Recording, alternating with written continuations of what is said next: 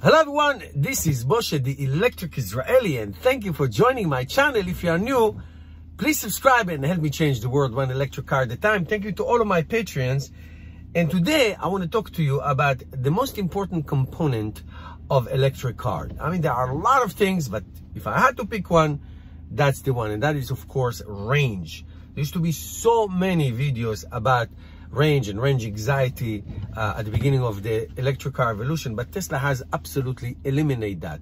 So this is not the conversation I want to have with you. I want to have with you about the conversation about Tesla's range versus, I would say, the top two competitors, okay, that are on the market right now.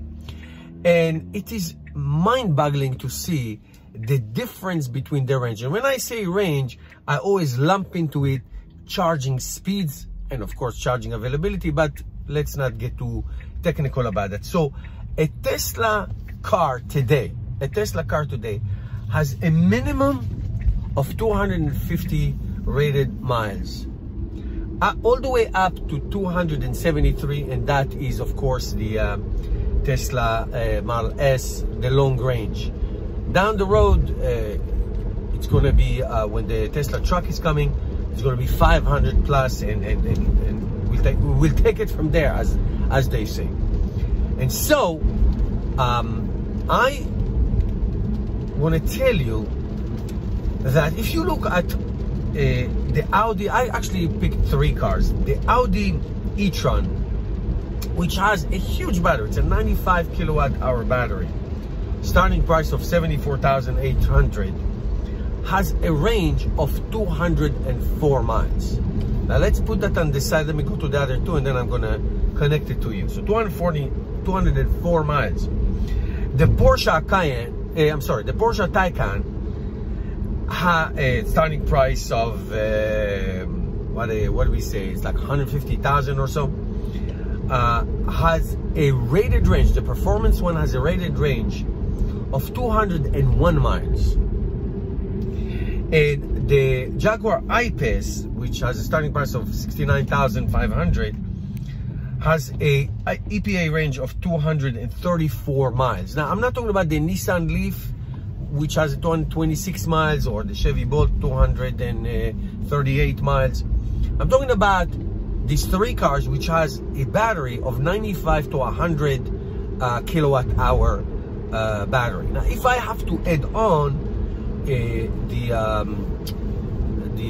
Ford Mustang that's coming up, the Ford Mustang Mach-E, they're talking about a 91 kilowatt hour battery for 300 miles. But that's what they say. Let's see when it comes out. Let's see what will be the actually EPA rated range. Now, let me tell you a couple things. Number one, let me tell you about a 201 or 204 rated range. A 204 rated range, in real terms, in the winter, you can take 30 to even 50% off. 30 to 50% off in the winter.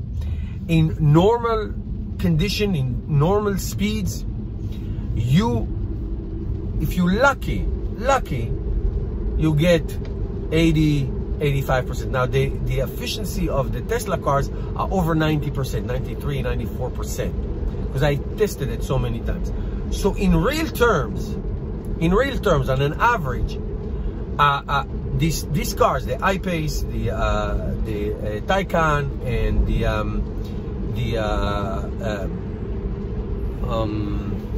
the Audi, in real terms, it's 180, winter 150, 120. Now, there is not much that you can do with that on long range drives, okay? Not to mention the sporadic charging network that is non-Tesla, of course. So there's not much you can do with it if you want to go really, next week I'm going on a 3,000 miles ride with my Tesla Model 3 to Florida, from Jersey to Florida, with absolutely no hesitation. And even if I lose 30% of the range, I still have 200 to 240 miles on each leg. You cannot say that about those cars. And they have huge batteries.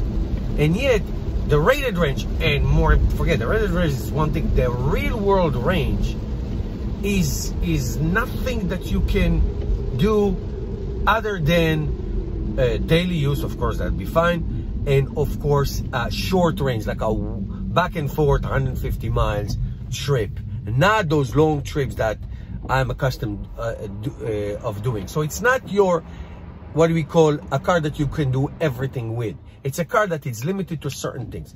Not the Tesla cars.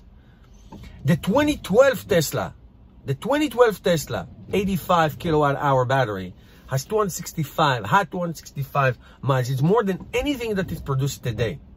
The 2012, that's 8 years ago, has more rated range than any cars that is produced today. That's staggering fact. And so, why is that? Why is that? Well, there are two reasons. Number one, the designs of the car, especially the Jaguar and the Audi. The design of the car,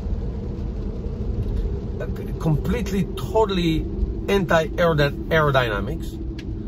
And also the battery chemistry. One time Bob Ladd said, Tesla has no, one time, he said it many times, Tesla has no advantage on anybody else. It's just a battery. You put a battery and you can drive. It's such BS, because Tesla's battery chemistry with the combination of the efficiency and the aerodynamic makes it what it is. And of course, the software updates, upgrades, and all that stuff. So it's incredible to see that 8 years after Tesla's first electric car, still everybody is years behind. A 201 miles rated range for a Jaguar performance that is actually look really nice and aerodynamic.